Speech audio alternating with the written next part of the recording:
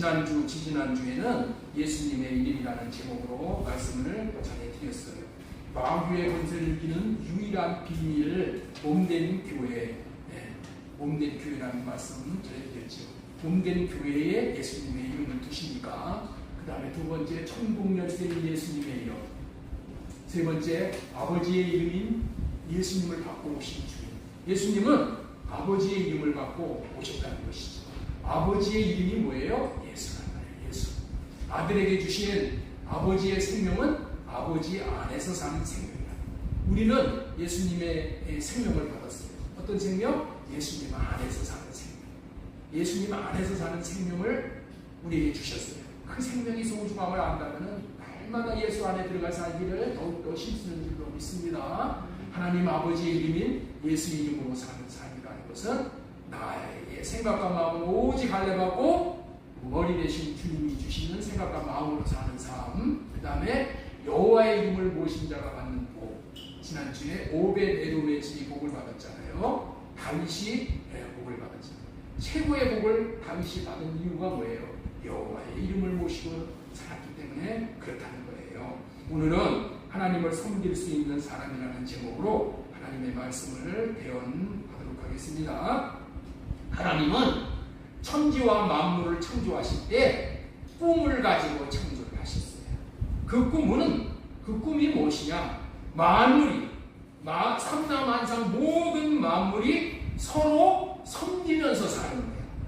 그렇게 섬기면서 사는 삶을 살게 됨으로 말미암아 자기가 머물고 있는 천하 만물이 그곳에서 하나님의 나라를 누릴 수 있게 하신 거예요. 섬김으로 말미암아 하나님의 나라가 누려지는 거예요. 또 그 이후에는 영원한 하나님 나라에서 섬기는 왕으로 왕노릇하며 영원토록 살게 하신 거예요. 이 세상 나라의 왕은 어떤 왕이냐? 네? 자기의 권세를 행사하는 거야. 권세. 그래서 이 왕으로 인해서 백성들이 힘들고 세금을 걷어들이고 자기의 영달을 위해서 저 김정은이와 같은 마음, 자기의 권세. 이게 세상의 왕이란 말이에요. 어디나 비슷비슷해 정도의 차이가 있지만, 그러나 하나님의 나라의 왕은 어떤 왕이냐? 섬기는 왕이야. 섬기는 왕.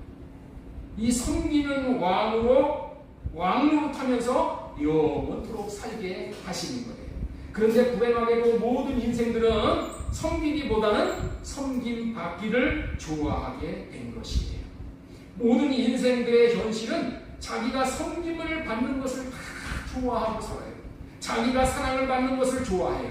대부분의 인생들은 자기가 섬김을 받는 것을 좋아하고 남을 섬기는 것은 어딘가 모르게 불편해하고 귀찮아하고 싫어하고 마침내 거절을 합니다. 그렇다면 왜 그럴까요?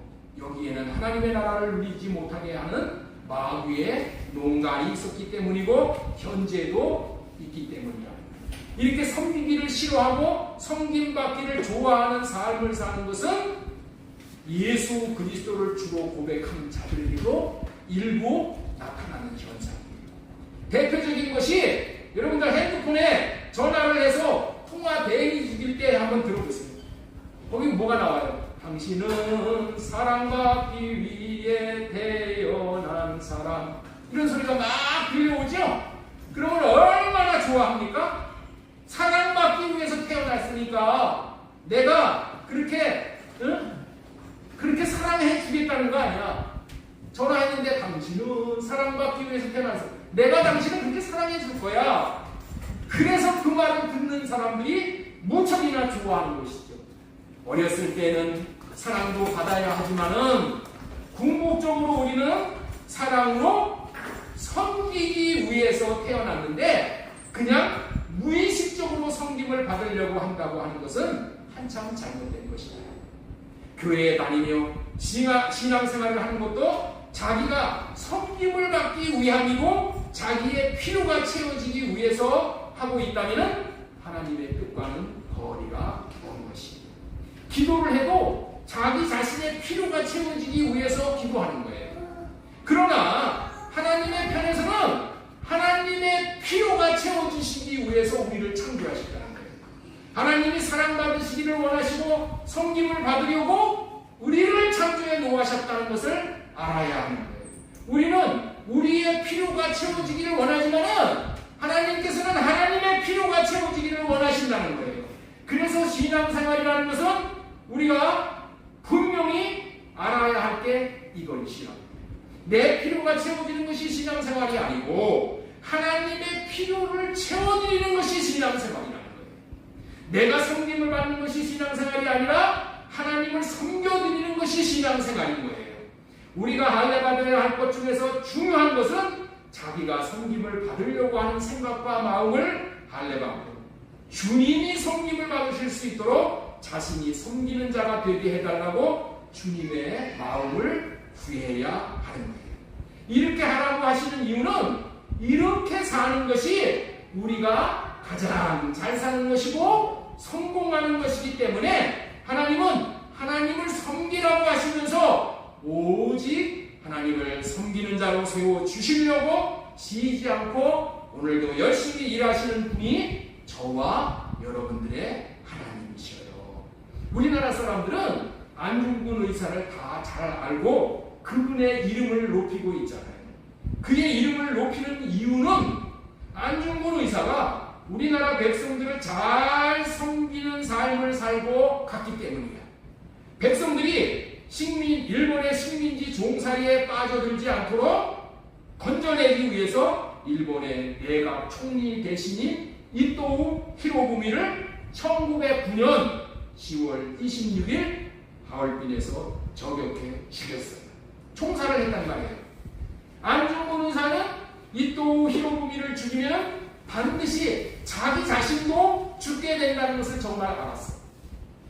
그럼에도 불구하고 국민들이 식민지 종릇에 빠지지 않도록 국민들을 섬기기 위해서 자신은 희생을 당하는 최고의 섬김의 삶을 삶으로 말미암아 우리나라 백성들은 그의 이름을 지금도 떠받들고 있는 것이잖아요. 안중근 의사는 자신의 이름을 날리기 위해서 한 일은 아니지만 결국에는 그의 이름이 존귀한 자가 되었다는 것이죠. 호랑이는 가죽을 남기고 사람은 이름을 남겨야 한다는 말이 있듯이 안중근 의사는 그의 헌신적인 섬김을 통해서 그의 이름을 존귀한 자의 반열에 세운 것입니다. 그리고 대한민국이 존재하는 한은 영원히 받들어지는 이름이 된 것이죠. 이렇게 된 이유 딱 한 가지는 그의 섬김으로 말미암아 그렇게 됐다는 것이에요. 마찬가지로 여러분들이 잘 아는 이순신 장군도 동일한 섬김을 받고 섬김의 삶을 살고 떠나갔어요. 그의 백의 종군을 하며 자신을 버려서 나라와 백성들을 섬김으로 모든 백성들에게 존경받는 이름이 이순신 장군이다.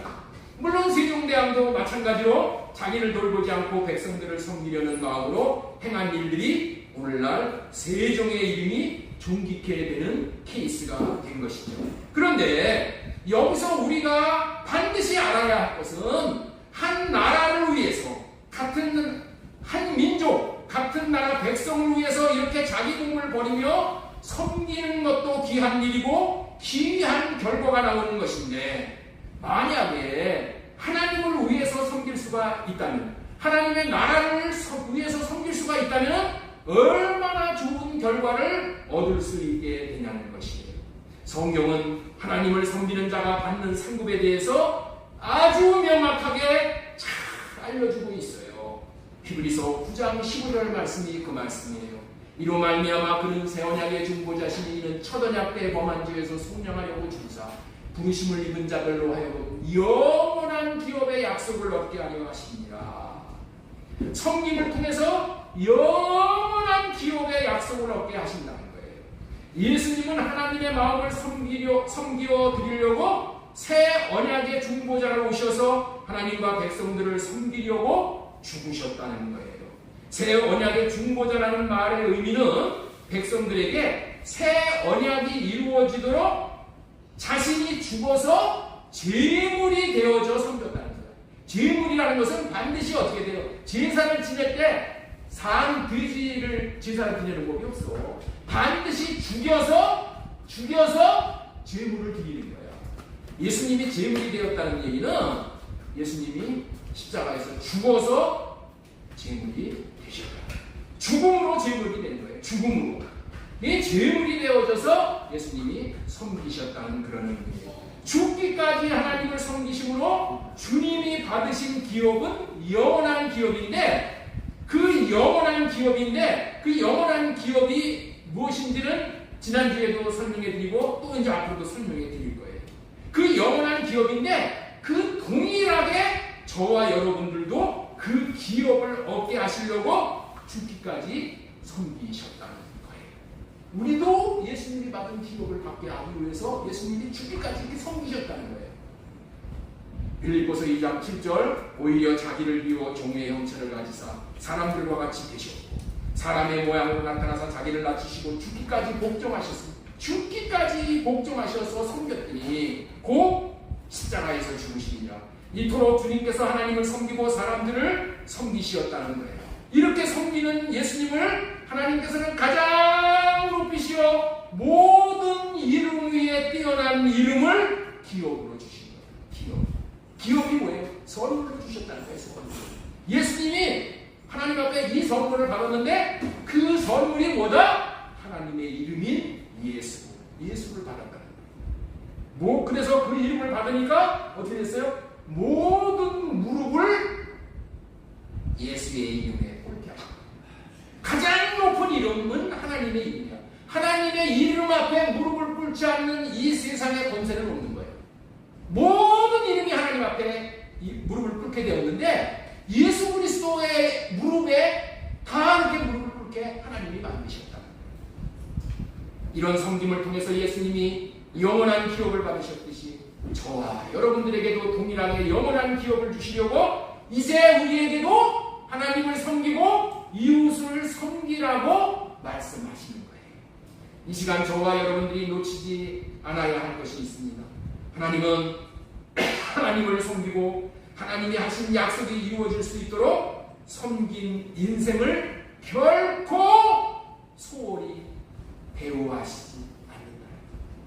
나는 미국이 왜 부강해지고 창대해지는 이유를 알게 되었어요.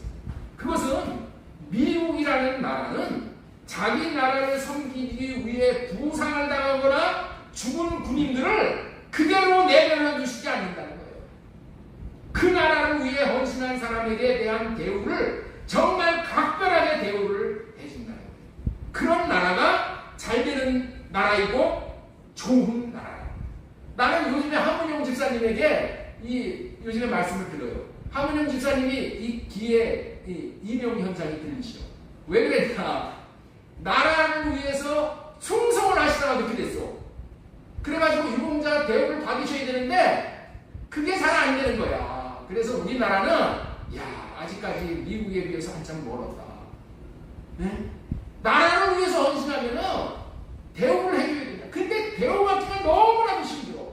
여러분들 우리 하문영 집사님 이명도 고침받고 또 지금 유공자 대우를 받기 위해서 신청을 이렇게 정부에다 이렇게 순서를 받고 있어요. 기도 많이 해주시기 바랍니다. 기도 많이 해주시고 이 세상 나라가 이렇게 미국과 같이 좋은 나라가 되기 위해서는 고생한 사람들, 수고한 사람들을 잘 대우해주고 섬겨야 되잖아요. 네? 기독교 국가인 미국이 그렇게 한단 말이에요. 세상 나라도 이렇게 할진데 하나님 나라에서 하나님 나라를 섬긴 자들, 하나님을 섬긴 자들을 그대로 두시겠냐는 거야. 그대로 두시겠어요? 지혜로우신 하나님이? 그대로 두면 하나님의 나라가 창대해질 수가 있어요? 안 되는 거야. 누가 그 나라를 위해서 충성하겠어? 여러분들 하나님은 지혜로우셔요. 하나님의 나라를 위해서 헌신하고 수고하고 눈물 흘리며 애쓴 수고를 하나님은 결코 잊지 않으십니다. 예수님이 받으신 기업을 통해서 우리는 하나님이 잊지 않는다는 것을 알게 되는 거예요. 하나님 나라를 위해서 죽음으로 섬기신 예수님에게 하나님의 나라인 하나님의 이름인 예수 이름을 주시어 지극히 높이시는 것임을 분명히 기억할 수 있었으면 좋겠어요. 옆사람에게 축복해 주시기 바랍니다. 예수님처럼 하나님을 섬기면 당신에게도 하나님의 이름인 예수를 영원한 기업으로 주십니다. 그렇습니다. 그런데 문제는 그토록 복이 되는 섬김이, 하나님을 섬기는 섬김을 인생들은 할 수 없다. 하나님을 섬기기만 하면 예수의 이름처럼 우리도 그런 이름을 받게 되는데, 불행히도 그렇게 섬길 수 있는 자가 없다는 거예요. 여러분, 하나님을 섬기는 것이 최고의 복이야. 그런데 그거를 알면서도 섬기지 못합니다. 그래서 오늘 이 설교를 하는 거예요. 그렇다면 왜 사람들은 하나님을 섬길 수 없냐는 거예요. 왜 하나님을 섬길 수 없느냐? 그 이유를 성경은 분명하게 말씀을 하고 있어요. 그래서 첫 번째 소제목으로 양심을 살리어 섬길 수 있게 하신다는 제목으로 말씀을 전하겠습니다. 자, 우리 히브리서 9장 13절. 자, 14절 보겠습니다. 하물며 영원하신 성령으로 말미암아 흠없는 자기를 하나님께 드린 그리스도의 피가 어찌 너희 양심을 죽은 행실에서 깨끗하게 하고 살아계신 하나님을 섬기게 하지 못하겠느냐? 하나님을 섬기게 하지 못하겠느냐? 이 말이 무슨 말이에요? 하나님을 섬기게 할 수 있다. 뭐가 하나님을 섬기게 해? 그리스도의 피로 말이야. 그리스도의 피가 우리의 양심을 깨끗하게 하여 하나님을 섬길 수 있는 자가 되게 하신다는 거예요. 그래서 양심을 살리어서 섬길 수 있게 하신다. 이런 소제목으로 말씀을 첫 번째 대지로 전하는 겁니다. 오늘 본문의 말씀은 하나님을 섬길 수 있는 사람은 아무나 섬길 수 없다는 것을 말씀하고 있는 거예요.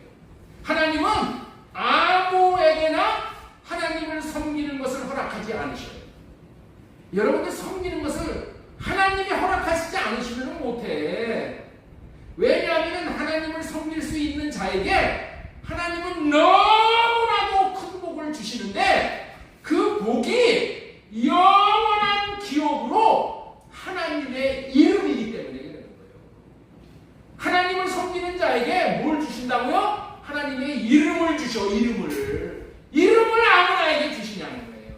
아무나에게. 그래서 하나님을 섬길 수 있게 하시지 않는다는 거야. 이 비밀이야, 이 비밀. 하나님께서 섬길 수 있는 마음과 섬길 수 있는 기회를 허락하셔야 섬길 수 있음을 먼저 알아야 하는 거예요. 그래서 하나님을 섬길 수 있는 기회를 주시는데 어떻게 주시는가 하면, 새 언약의 중보자로 오신 그리스도의 피가 양심을 씻어주는 거예요. 양심을 씻어주는 것은, 양심을 씻어준다는 얘기, 양심을 살려준다는 거예요. 양심을 살려서 하나님을 섬길 수 있게 해주신다는 거예요. 이 말씀을 역으로 뒤집어서 말한다면, 인생들이 하나님을 섬기지 못하는 것은 양심이 죽었기 때문에 하나님을 섬길 수 없다라는 그런 말이에요. 양심이 죽어있는 사람은 하나님을 섬길 수 없다는 것이에요. 그래서 그리스도의 피로 양심을 살리시어서 하나님을 섬길 수 있게 해주신다는 의미의 말씀이에요. 여러분들, 오늘 이 말씀을 잘 들어서 이 말씀이 생명으로 내게 이루어지면 여러분들은 정말 로또가 대박이 아니라 오늘 듣는 말씀이 대박치는 게 되는 거예요. 이거를 깨달아 아시기 바랍니다. 하나님을 섬기라고 그 좋은 직분을, 하나님을 섬기는 직분을 주어도 양심이 죽은 자예요. 그 직분이 대단히 좋은 것임에도 불구하고 직분을 감당하지 못해요. 그래서 직분을 부담스럽게 여기는 거예요. 어떻게든지 직분을 벗어나려고 하는 거예요. 그래서 조금 감당하다가 포기하고 말아버려요. 직분을 포기하고 말아버려요. 그게 에서다. 팥죽 한 그릇에 그냥 팔아버리고 마는 거예요. 여러분들, 에서가 얼마나 후회를 많이 했습니까? 직분을 소중히 여긴 야곱이 받은 축복은 여러분들 영원한 축복이잖아요. 얼마나 안타까운 일이에요. 그래서 하나님은 새 언약을 이루어지게 해주셔서 예수 그리스도의 피로 우리의 양심을 살려주셔서 하나님을 섬길 수 있게 해주신다. 하나님은 하나님을 섬기게 하기 위해서 성령으로 말미암아 우리를 억만 죄악 가운데서 건지시고 구원하셨다는 거예요. 그런데 죄에서 건지신 이유는 딱 한 가지, 하나님을 섬기게 하시기 위해서 구원하셨다고 말씀을 합니다. 여러분, 죄에서 구원받는 것은 내 입장에서만 자기가 생각하니까 야, 나 이제 죄 이제 면해졌으니까 난 지옥에 안 가게 됐어. 이건 내 생각이야. 내 입장에서 생각하는 거예요.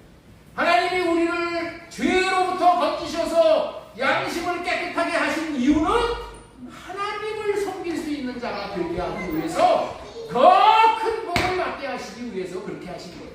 더 큰 복인 기업을, 예수의 이름을 받게 하시기 위해서 그렇게 해주셨다는 것까지 알아야 되는 거예요. 하나님은 하나님을 섬기게 하기 위해서 성령으로 말미암아 우리를 엄한 죄악 가운데서 건지셨습니다. 분명히 건지셨어. 분명히. 그래서 여러분들은 이제 뭐가 된 거예요? 양심이 다 살아난 자들이 된다니까요. 옆에 있는 분에게 한번 축복하시기 바랍니다. 당신은 양심이 살아난 자가 됐습니다. 히브리서 9장 13절 14절이 그 얘기를 하는 거예요. 염소와 황소의 피가 암송아지의 죄를 부정한 자에게 뿌려 그 육체를 정결하게 하여 거룩하게 하거든. 하물며 영원하신 성령으로 말미암아 흠없는 자기를 하나님께 드린 그리스도의 피가 어찌 너희 양심을 죽은 행실에서 깨끗하게 하지 못하겠느냐, 이런 얘기야. 할 수 있어. 그리고 하셨어. 그래서 이제는 우리가 양심이 깨끗하게 된 자로 알고 살아계신 하나님을 섬길 수 있는 자가 되게 해주셨어. 옆에 있는 분에게 축복하세요. 주셨습니다. 주셨어요. 그런 의미에서 어떤 사람이 최고로 잘 사는 사람이고 성공하는 삶을 살게 된 것이냐는 것을 알 수 있는데, 그것은 이제 하나님을 섬길 수 있는 사람이에요. 하나님을 이제 섬기는 자로 사는 거예요. 하나님을 섬길 수 있는 사람이 최고로 잘 사는 사람인데, 하나님을 섬길 수 있는 사람은 어떤 사람이라고요? 양심이 살아나는 사람이라는 거예요. 양심이. 그렇다면 양심이 살아났다는 의미가 무엇인가? 양심이 살아났다는 의미. 양심이 살아났다는 의미를 아는 것은 너무너무도 중요하기 때문에 조금 자세히 설명을 하려고 해요. 여기서 나오는 양심이 살아났다는 의미를 알면은 영을 알아야 돼. 영의 세계를 알아야 돼. 영을 모르면 안 돼. 영 안에는 양심이 있는 거예요. 영 안에 뭐가 있다고요? 양심이 있어요. 그렇기 때문에 영 안에 있는 양심이 살아났다는 말은 영이 살아났다는 의미의 말이에요. 영이 살아나는 거예요. 이 말을 이해하기 위해서 사람이 어떻게 구성되어 있는 것을 먼저 아는 것이 중요해서 사람의 영혼육에 대해서 말씀을 드리고자 합니다. 먼저 그림을 그렸어요. 사람은 몸이 있어. 맨 바깥에는 몸이 있고 그 안에 혼이 있어. 혼이라는 것을 지금말로 이 어리라고도 그러고 정신이라고 그러죠. 정신. 그게 실제 나야. 그 다음에 영은 뭐예요? 하나님을 의식하는 거예요. 영이 안에 계시단 말이에요. 영은 무슨 기관이에요? 하나님을 의식하는 기관이에요. 그 다음에 혼은 뭐야? 나를 의식해. 사람을 의식하는 거예요. 그 다음에 육은 뭐예요? 세상을 의식하는 거예요. 육은 사람의 가장 밖에 있는 부분이야. 살과 뼈와 피를 말하는 거예요. 이 부분은 오감으로 느끼고 사는 거예요. 오감으로. 몸 안에는 뭐가 있다고요? 혼이라는 영역이 있다는 거예요. 혼. 이거를 잘 알아야 돼요. 이 혼을 정신이라고 하는데 자기를 의식하고 자기를 위해서 살려고 하는 모든 역할을 혼이 한다는 거예요. 혼. 우리 민서가 야 공무원 시험 봐가지고 여기 공무원이 돼가지고 살면 좋다. 이거를 의식한 게 뭘로 의식했다고? 혼으로 의식한 거예요. 혼으로. 혼. 세상 사람들은 다 이게 혼으로. 지혜로운 사람은 혼이 깨어있어. 그래서 혼으로 사는 거예요. 그리고 마지막으로 혼 안에 영이 있어. 마음 가장 깊은 곳 안에 있는 영 안에 뭐가 있다고요? 양심이 있는 거예요. 양심.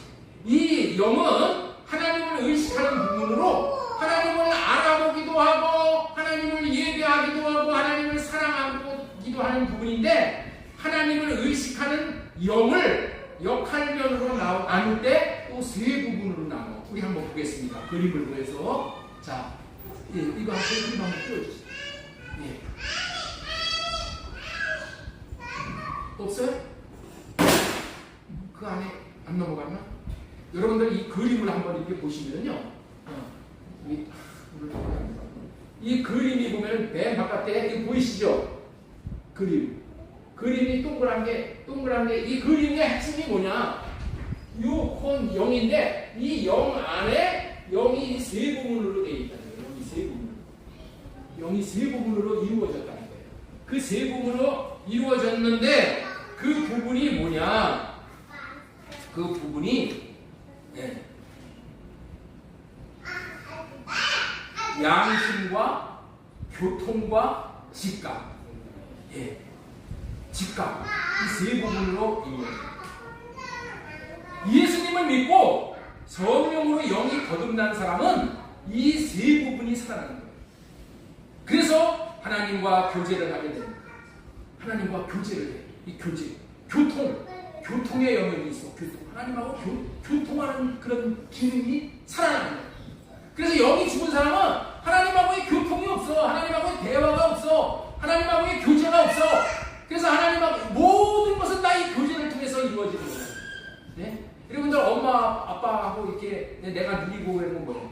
다 말을 통해서 엄마 돈 줘. 나 용돈이 필요해. 다 말을 통해서 대화를 통해서 교제를 통해서 받는 거잖아요. 그런데 이 영이 죽은 사람은 이 교통이 없어. 교제를 하지 못한단 말이에요.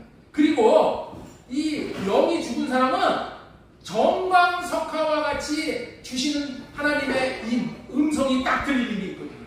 이거를 보고 뭐라 하냐면 직관, 감이래.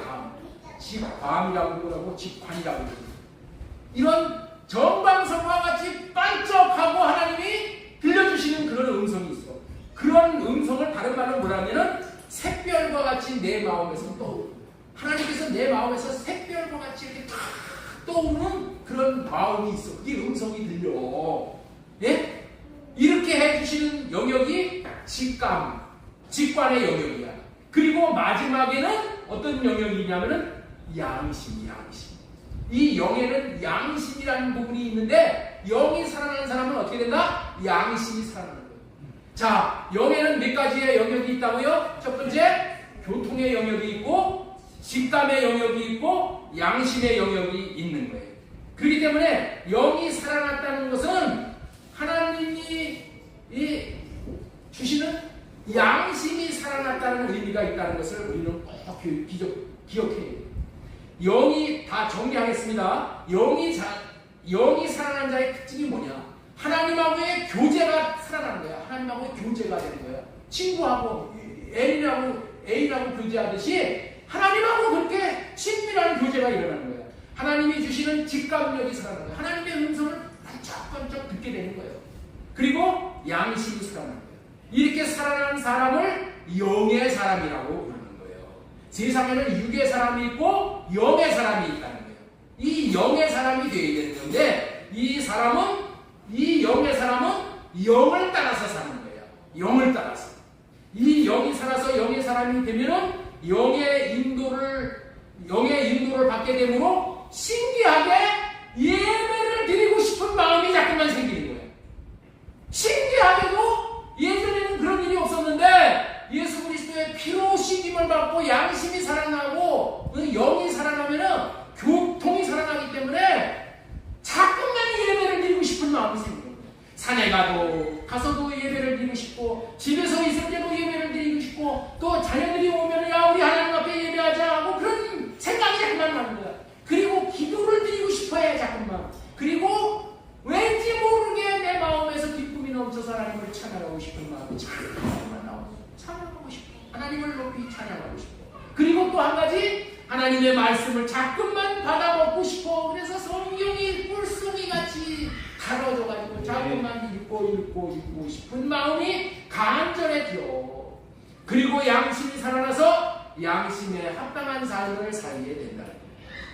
양심의 입맛, 내가 양심에 꺼리키는 일을 하면은, 예? 내가 양심의 가책을 느껴. 그래서 한두 번은 양심의 가책이 되는 일을 할 수 있으나, 계속적으로 양심의 가책이 되는 일을 할 수가 없어서 안 하게 된다는 거야. 이게 영이 살아나는 사람의 특징이야. 양심이 살아나는 사람의 특징이야. 영이 살아나는 사람을 하나님의 성령이 인도하시니까 이렇게 삶에 이렇게 바뀌는 거야. 삶이 바뀌는 거야. 그러면 완전히 새로운 삶을 살게 되는 거예요. 이런 사람을 새로운 피조물이라고 하는 거예요. 여러분들 요즘에 조금 바뀐 사람이 한 사람이 있어. 누가 바뀌었어? 우리 조재경 집사님과 한명 집사님이 자꾸만 이렇게 교회를 나오시잖아. 여러분들 보이지 않는 하나님이 자꾸만 이렇게 역사를 하시는 거예요. 아시겠죠? 내 마음을 자꾸만 하나님이 예수의 피로 씻어주시는 거야.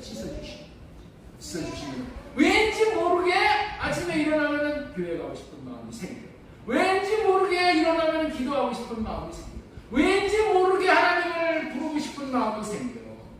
이것을 뭐라고 한다고요? 새로운 피조물. 네? 새로운 피조물. 이 사람은 어떤 사람? 영의 사람. 영을 따라서 사는 사람이 그런 사람이라는 거예요. 그렇기 때문에 여러분들 신앙생활은 내 마음대로 하는 게 아니라 성령이 나를 인도하는 대로 따라가는 거야. 따라가는 거야. 마귀가 인도하면 나는 지옥으로 인도하고 성령이 나를 인도하면 천국으로 인도하는 거예요. 이렇게 양심이 살아난 자가 이제 자신을 알아달라고, 자신을 섬겨달라고, 그리고 자신을 사랑해달라고 하는 마음이 이제는 어떻게 돼? 마음이 바뀌어. 그래서 자꾸만 하나님을 섬기고 싶은 마음이 자꾸만 생기는 거야. 왜냐하면 하나님께서 자신을 사랑해서 자신을 섬겨주시느라 십자가에서 아들을 제물로 바치고 피를 흘리며 섬겨주신 그 사랑의 섬김을 해주신 것이 너무너무나도 크고 놀라운 사랑의 섬김을 받은 것이기 때문에 그 사랑으로 이제 만족해. 그 사랑으로 흡족해. 응? 그 사랑 하나로 내가 이제 부족함이 없이 된 거예요. 완전히 만족해. 다윗이 시편 23편에서 고백한 거지. 응? 내 잔이 넘치다이다.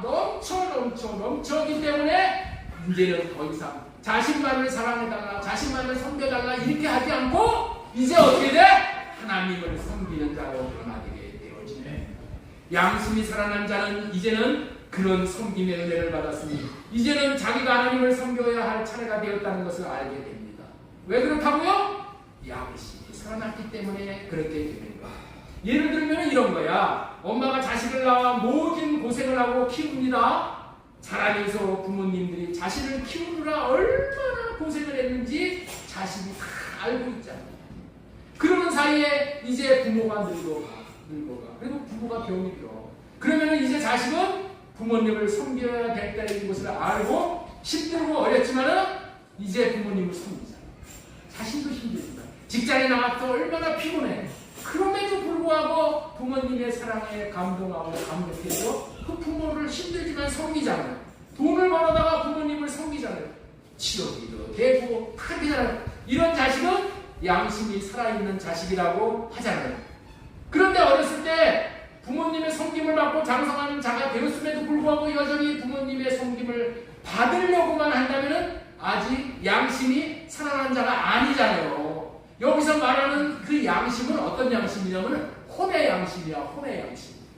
이렇게 부모를 잘 섬긴다고 하나님을 잘 섬기는 거 아니야. 왜 그러냐? 양심은 이 혼의 양심이 있고 영의 양심이 있는 거예요. 이 혼의 양심이 살아나면 그렇게 되는 거예요. 그래서 세상 말로는 이것을 보고 뭐라고 그러냐? 철이 든다 이렇게 얘기해요. 철이 든다. 부모를 속을 찌긋찌긋하게 생기는 자식들이 나이가 들어서 철이 들면 어떻게 돼? 이야, 우리 부모님이 나를 이렇게 해준. 여러분들 그런 말 있잖아요. 철들자 망령 든다는 얘기가 있잖아요. 부모님이 돌아가시기 전에 철이 들었으면 좋은데 돌아가시고 나서 철이 들어요. 그래서 후회받는 거야. 그게 저야. 혼에 대한 양심이 살아난 자는 인간 관계에서도 양심적으로 살아가게 돼 있어요. 그러나 하나님의 관계를 맺고 있는 영의 양심은 여전히 죽어있기에 하나님을 섬길 수가 없는 거예요. 손의 양심이 살아났다고 해서 하나님을 섬길 수 있는 게 아니야. 그런데 예수님의 보혈의 피로 영의 양심이 살아난다는, 이제는 주님을 섬기는 자가 되어진다는 거예요. 하나님께서는 영의 양심이 여전히 죽어있는 자에게 하나님을 섬기라고 하지 않으시오. 영의 양심이 죽어있는 자에게 하나님을 섬기라고 하지 않으시오. 왜? 섬기지 못하는 것을 알고 계시기 때문에. 영의 양심이 살아나지 못한 자는 절대로 하나님을 섬길 수가 없기 때문입니다. 그래서 우리 교회에서 가급적이면 여러분들에게 이해를 안 시킨다고. 처음에 우리 교회에 나온 사람이 왜? 영의 양심이 아직 살아나지 않은 자에게 처음에 일을 시키면은 이게 짐이 되는 거야. 죽고 끝까지 싫어. 그래서 교회를 떠납니다. 영의 양심이 살아난 자는 일을 시키면 더 좋아가지고 더 감격해가지고 나에게 이런 직분을 맡겨주셨어 하고 더 잘 감당하고 더 잘 감당해서 영의 생명이 점점 자라게 됩니다. 그 하나님을 섬기라고 하실 때가 영의 양심이 살아났습니다. 양심이 살아난 자를 영이 살아난 자라고 하는 것입니다. 영이 살아난 자는 거듭난 자를 말하는 것입니다. 이름을 받은 자, 주님의 마음을 받은 자라고 하는 거예요. 하나님께서는 이처럼 영이 살아난 자, 거듭난 자, 이름을 받은 자, 주님의 마음을 받은 자가 되도록 하기 위해서 우리를 몸된 교회로 세워지라고 하시는 거예요. 이렇게 몸된 교회가 되어서 양심이 살아나서 주님을 섬길 수 있는 자에게 주시는 복이 있어요. 자, 26절 한번 보겠습니다. 요한복음 12장 20절. 사람이 나를 섬기려면 나를 따르라. 사람이 예수님을 따르려면은, 예수님을 섬기려면은 나를 따르라. 나 있는 곳에 나를 섬기는 자도 거기 있으리니, 이렇게 말씀을 하셔요. 그 다음에 사람이 나를 섬기면은 내 아버지께서 그를 귀히 여기신다. 사람이 나를 섬기려면은, 나가 여기서 뭘 얘기하냐면 주님을 얘기하는 거야. 사람이 주님을 섬기려면 나를 따르라고 하신 말씀의 의미는 주 예수님이 하나님을 섬긴 것처럼 섬긴다면은 자신도 예수님을 섬길 수 있다라고 말씀을 하시는 거예요. 주님은 어떻게 해서 하나님을 섬길 수 있으셨을까요? 주님은 하나님 안에 사심으로 섬길 수가 있으셨습니다. 다시 말해서 몸된 교회가 되어서 머리 대신 하나님이 주시는 마음을 받게 되니까 양심적인 삶을 살게 되어져서 하나님을 섬길 수 있으셨듯이 저와 여러분들도 주님을 머리로 모시고 주님이 주시는 마음을 받게 되면은 양심이 살아나 양심적인 삶을 살게 되면서 주님을 섬길 수 있게 된다는 말씀이에요. 그러면서 주님을 섬기는 자가 받는 복에 대해서 또 말씀을 해주시오. 자, 그 주님을 섬기는 자가 받는 복이 뭐냐? 주님을 섬기는 자가 받는 복은 주님이 계신 곳에 있게 된대. 네? 자, 여기 보세요. 사람이 나를 섬기면 나를 따르라. 나 있는 곳에 나를 섬기는 자도 거기 있으리라. 아이, 주님을 섬기는 자는 주님이 계신 곳에 있게 된대. 주님이 계시는 곳이 어디야? 하나님 아니야. 하나님 나라 아니야. 천국이야. 어떤 자에게 이런 축복을 주신다고요? 예수님을 섬기는 자에게, 하나님을 섬기는 자에게 이런 축복을 주십니다. 주님을 섬김으로 주님이 계시는 곳에 함께 있을 수 있는 놀라운 복을 받아 누릴 수 있게 해주시겠다는 약속이야, 약속. 하나님의 약속은 이루어지지 않는 거예요. 이 약속을 믿고 사는 사람이 저와 여러분이에요. 이 약속을 믿고 하나님을 섬기는 사람들이 우리 교회에서 우리 반주를 하는 우리 집사님을 비롯해서 우리 각자 맡은 바 사명을 잘 감당하고 무슨 약속을 믿어요?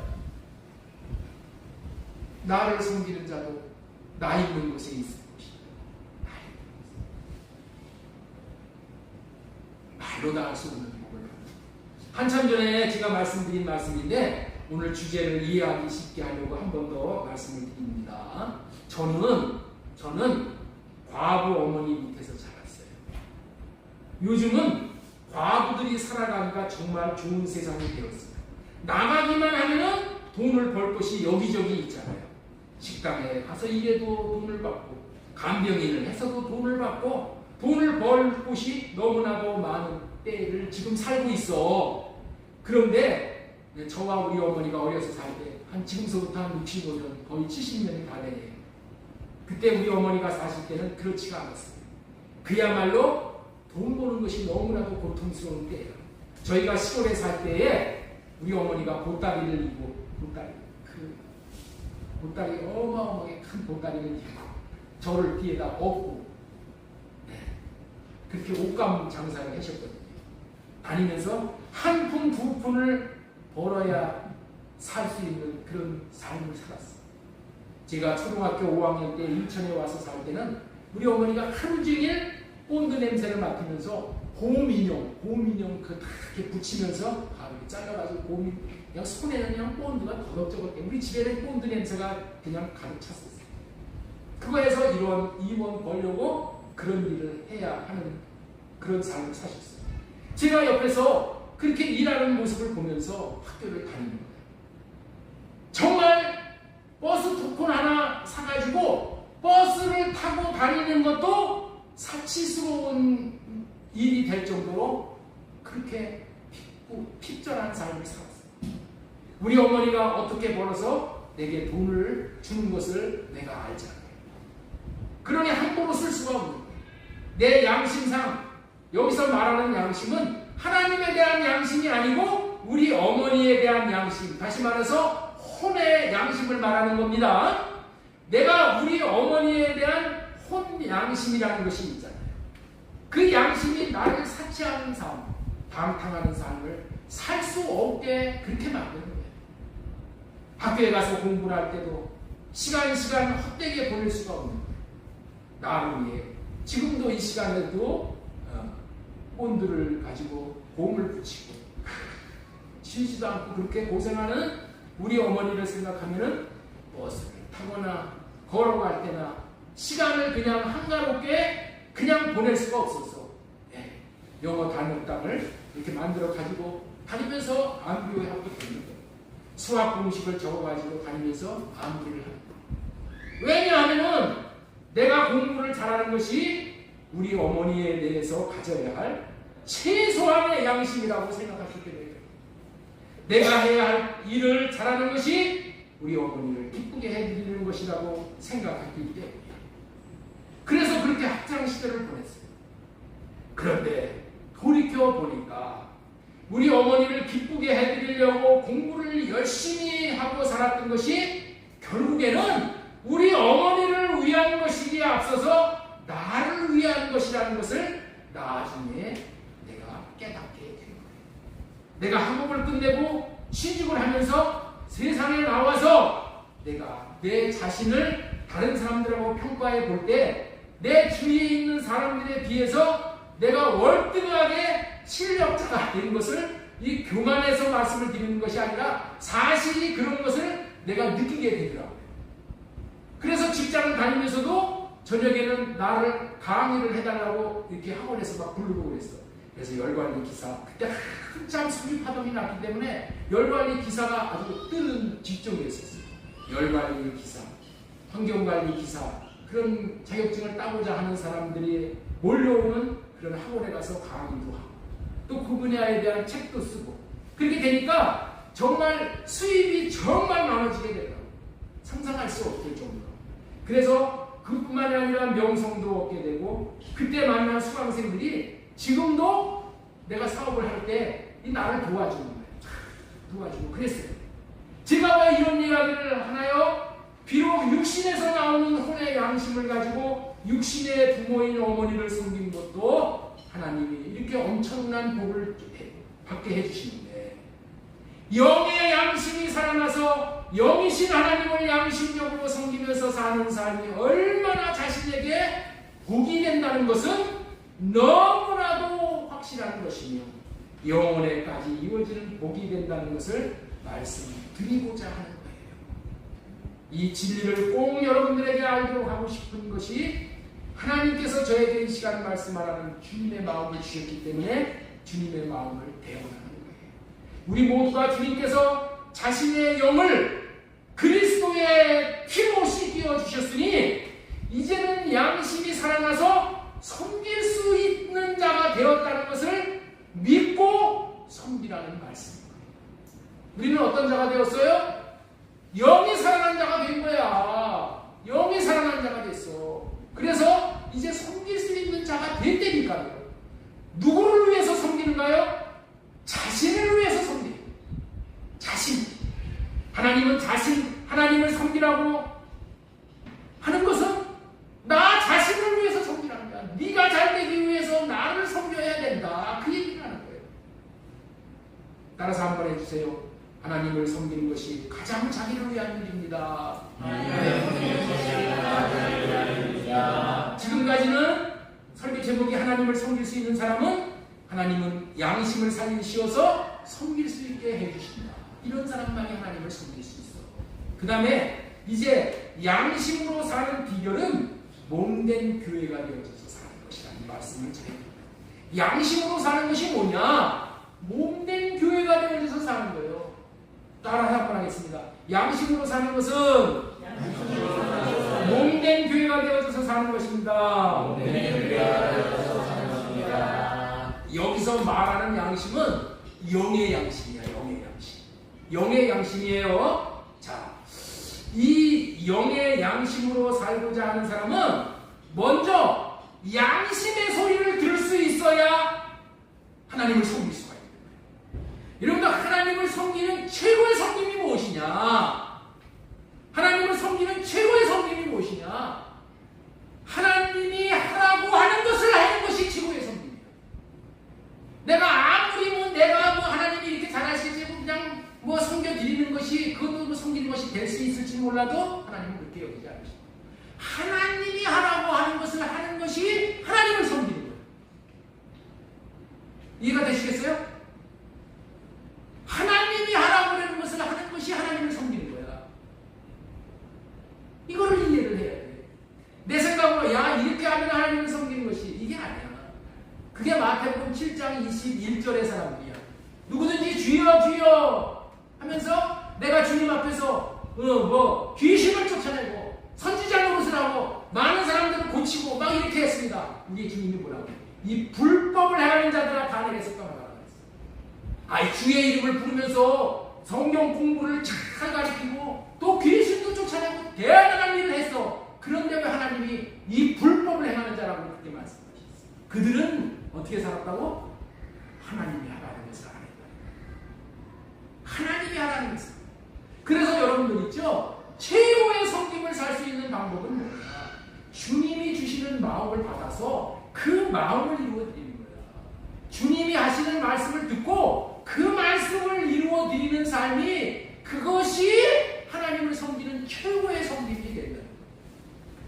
그러면은 주님의 마음을 어떻게 받는 거예요? 주님의 마음을 어떻게 받아요? 방법이 없어요. 방법이 없어. 몸된 교회의 구조로 살 때만 내가 주님의 음성을 들을 수 있는, 주님의 마음을 받을 수가 있는. 몸된 교회 구조가 뭐예요? 내가 성전으로 지어졌어. 몸된 교회로 지어져서 주님을 안에 모시는 거예요. 안에 주님을 모시는 거예요.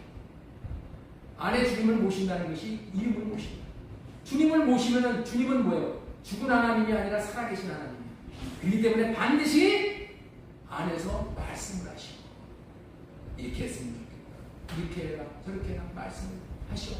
그럼 그 마음을 받아서 그 마음을 이루어드리는 것이, 그것이 섬김이야. 그게 섬김이라.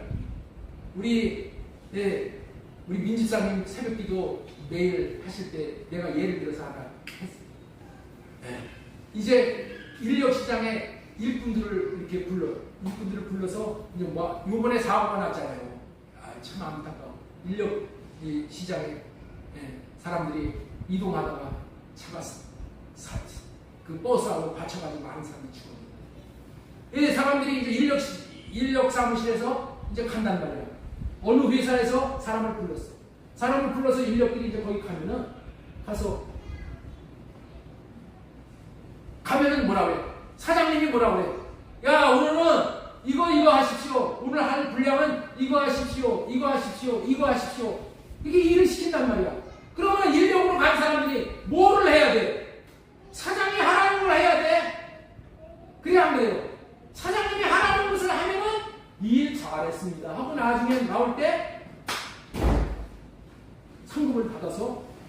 나오게 되잖아요. 마찬가지야. 우리의 인생 삶은 다른 거 없어. 그냥 내가 몸된 교회의 구조가 되어져서 하나님이 마음에서 말씀하시는 그 말씀을 내가 듣고 그 마음을 이루어드리면 되는 거죠. 이러면 100점. 이렇게 살지 않으면은 그건 하나님이 기뻐하시지 않고, 응? 불법을 행하지 않고 그렇게 말씀을 하실 수밖에 없다. 이 영의 양심이 살아서 왜 영을 살려주고 양심을 살려주냔 말이야. 하나님은 우리 양심, 영 안에서 뭐야? 양심의 소리를 들려주시는 거야. 여기는 안 돼요. 사람의 영은 여호와의 등불이다. 사람의 깊은 속에서. 네? 사람의 영은 여호와께서 이렇게 말씀을 하셔서 이 영의 말씀을 하시기 때문에 영이 등불의 역할을 하는 거야. 우리의 나아갈 길을 다 인도하는 거야, 영이. 그래서 우리는 어떻게 살아야 돼요? 영의 음성을 듣고 영을 따라서 사는 거예요. 그래서 날마다 이 영의 음성을, 성령을 소멸하지 않고 사는 삶이 가장 복된 삶이에요. 몸된 교회 구조로 된 사람은 반드시 이 영의 음성을 들을 수가 있게 돼요. 다 들을 수가 있어. 여러분들, 그런데 우리가 영의 음성을 못 듣는 이유는 뭐냐? 육신의 소리가 자꾸만 이게 들려서 그래. 육신의 소리에 관심이 많아서 그래. 그래서 육신의 생각과 음성을 할례받고 주님, 이 육신의 생각을 할례시켜 주시고 내 마음에서 주시는 주님의 음성을 들을 수 있게 해주시다. 정말 은밀하게 들려주시는, 내 마음에서 샛별과 같이 떠오르는, 내 마음에서 직광으로 주시는 감으로, 그런 음성을 들려요. 하나님은 어떻게 들려주시냐?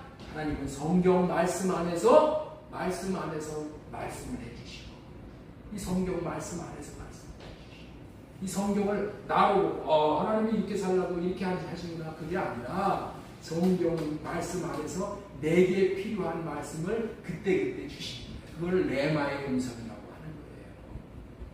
그렇게 말씀을 주시는, 말씀을 나에게 주시는 말씀을 듣고 그렇게 순종하여서 섬기면서 사는 삶을 살 때 그것이 하나님을 섬기는 거예요. 그것이 하나님을 최고로 섬기는 거예요. 그런 삶을 살아가게 하기 위해서 오늘도 예수님의 피로 오셔서 우리의 양심을 살려주시고 우리의 영을 살려주시고, 왜? 가장 잘 섬기라고. 가장 잘 섬기는 게 뭐라고요? 내 안에서 말씀하시는 영의 음성을 듣고 그 들은 말씀대로 사는 삶. 할렐루야. 이런 삶을 사심으로 인해서 여러분의 삶이 최고의 승리에 되어질 수 있도록 예수님의 이름으로 소망드리고 축원합니다.